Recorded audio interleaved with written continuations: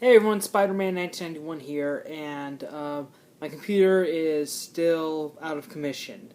And so right now, I'm still mostly just shooting videos on my iPad because, mainly because I can't really edit anything, so I can't really do any long reviews. So what I figured I'd do, since I missed last week's comic review, is I'm gonna probably just do a probably try to keep like a really short video for film it on my iPad. That pretty much is just like the best comics that I read out of that week, which I think is definitely much simpler and a lot easier to do because that way you'll automatically know that I recommend these comics. Okay, so from DC, by the way, these comics came out last Wednesday, June 9th, 2014. I should have I'll probably do the video for this week, July 16th, probably either Wednesday night or Thursday. So yeah, let's start off with from DC. This is actually the only DC comic on the list. Batman Eternal number 14. Pretty much Penguin goes after Falcone in a big way, and let me just say that after reading this, Penguin has definitely gone up a notch in my book for in terms of villains now, because I didn't really think Penguin was much of a threat to me. Before this, he was just basically Gotham version of the Kingpin, except way less active than the Kingpin, because the Kingpin kind of did stuff. Penguin more or less just hired assassins. But in this case, Penguin actually does something, and it is very brutal. And also the way he looks in this issue when he does finally confront Falcone, it reminded me of Danny DeVito's portrayal of Penguin from Batman Returns. Also in this issue, Batman confronts Jim Gordon when Jim's about to escape Arkham from the plan that James Gordon Jr. set up. But Jim doesn't escape, and he pretty much talks to Batman about everything. Batman warns him that Falcone and Penguin are coming to Blackgate, and Gordon says he'll be fine. But also outside of Blackgate, Gordon kind of gives Batman sort of a blessing that says, you should probably look into probably forming a partnership with the new guy Jason Bard, because I'm not going to be around forever. And that was a very good conversation, and that was definitely one of the best parts of the issue for me, was the conversation between Batman and Jim Gordon. It just felt natural, definitely something that they deal with, because Batman, even though they made Jim Gordon younger, he's still younger than even though Jim Gordon is younger in the New 52, his hair still has his color, he's still older than Batman. And I think I think Jim's definitely willing to accept that maybe he's getting too old for this, and that Batman should look into another partner. Well, not partner, but just someone in the Gotham PD to work for. But later, Batman confronts, but it's not so sure, because up to this point, Bard was basically a lot like Jim Gordon. But when Batman confronts Jim Gordon about how he arrested Falcone and Penguin, and how he let Penguin kill people, Batman's starting to question Bard's ethics. So yeah, that's definitely something. But overall, Batman Eternal is still a great weekly series published by DC. It's something that I'm really considering getting long term, and it's only $2.99 per issue, which I think is a very good price. So yeah, that's definitely one of the best. That's definitely why it's on my best of this week list.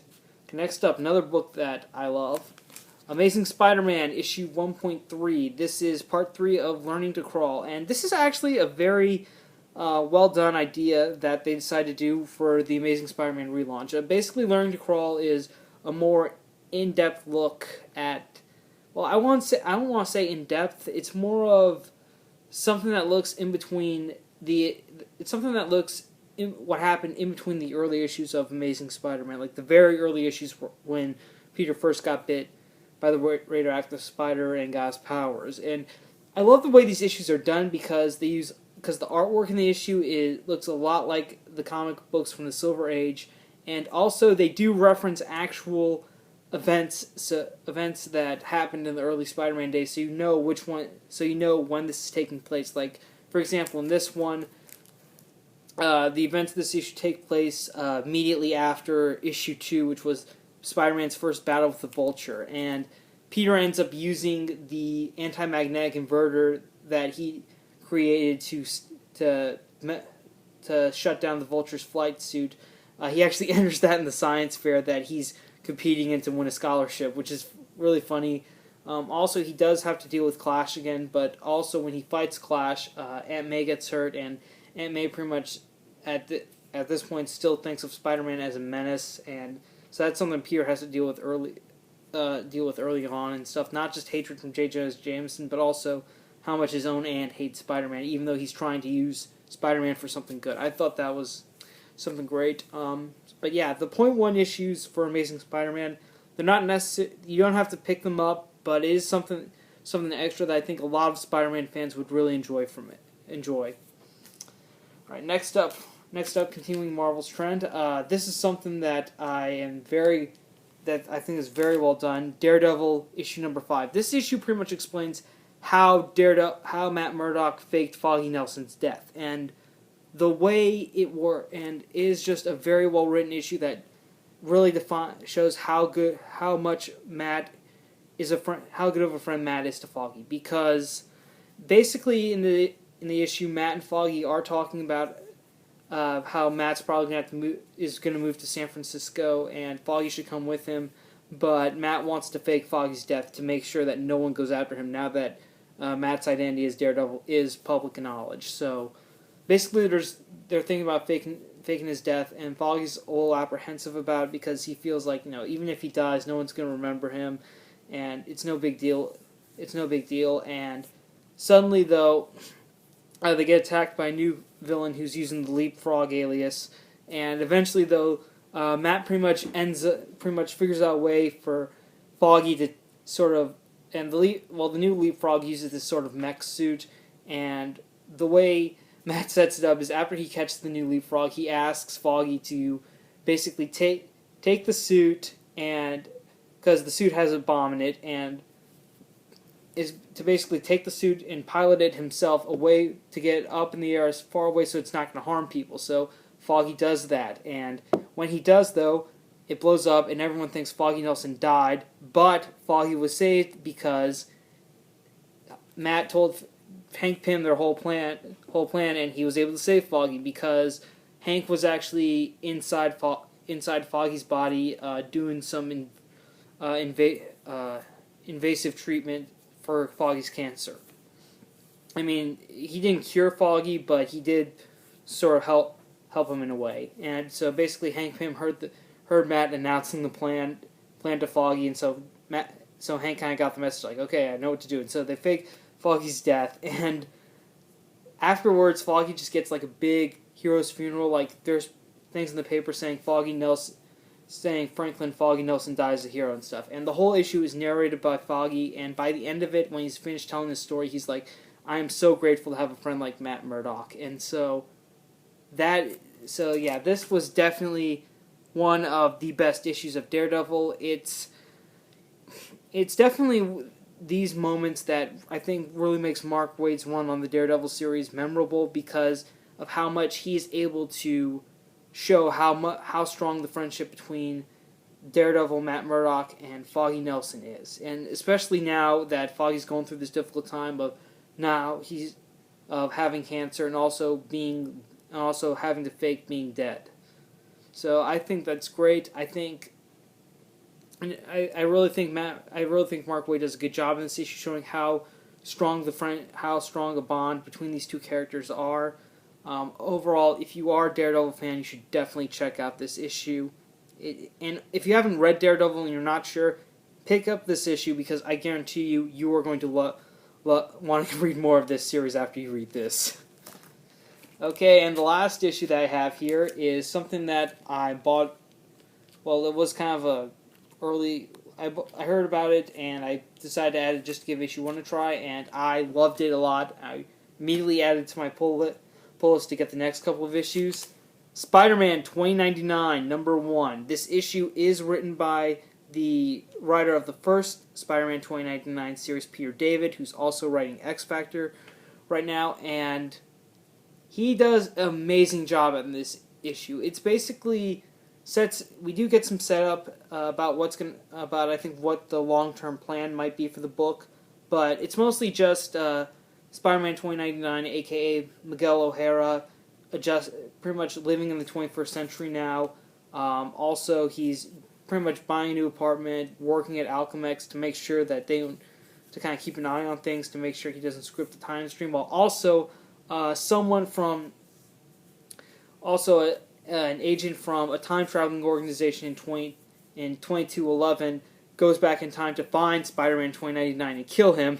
And one of my favorite moments in this issue is when the agent arrives at Alchemax. He finds Miguel O'Hara, or Michael O'Mara, that's his alias in the present. He finds him, and then Spider-Man 29, and he pretty much tries to speak to the time agent like, hey, I want to make a deal here. If I'm the anomaly, if I'm the trouble, why don't you just send me back to the present? And the agent's like, no, I can't do that. That's against the law. I have to kill you. And so it confuses him, and then they fight. They go throughout the building of Alchemax until finally they land in Liz Allen's office. And when the time agent knows it's Liz Allen, he says, I'll make you a deal. I'll make you a deal. Let me kill her, and I can make a case about sending you back to your time. And Miguel's like, okay, I'm in. Do it. Like, he doesn't care, but it's all a ruse, of course. Miguel doesn't let Liz Allen die, and he's able to damage the time agent's armor well enough so that he can be sent back to the past. I don't know, I mean back to the future. Why did I say... I always in time travel, I always say back to the past. I mean, in this case, it's back to the future. Just, yeah.